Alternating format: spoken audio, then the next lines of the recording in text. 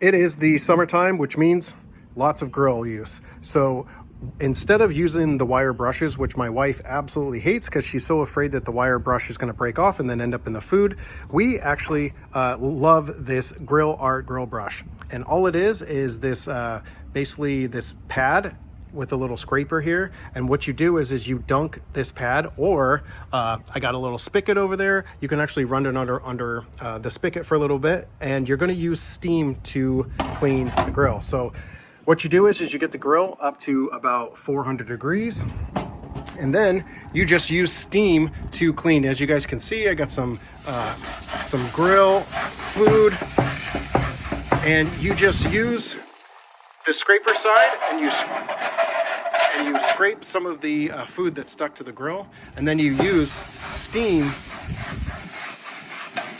As you guys can see, the steam is actually what cleans the top of the grill. So no more wire brushes or anything like that, and you can run it under water once for like 10-15 seconds. Make sure that the sponge pad is nice and it's got nice and lots of water on it. Then you can just continue to run the pad over until your grill is clean. So you're using steam to clean in this pad instead of the wire brush.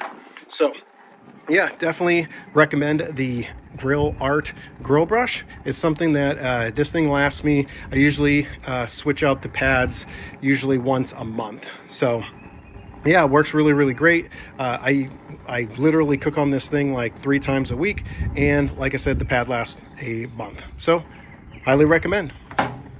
Thanks for watching another SMARTIPS product review. As usual, you can find the product reviewed in this video in the description down below. It is an affiliate link, but it's at no added cost to you, and it helps support my channel. If you got value out of this video, make sure you smash the like button. And if you want to watch future videos from me, make sure you guys hit the subscribe button. I'll see you guys in the next video.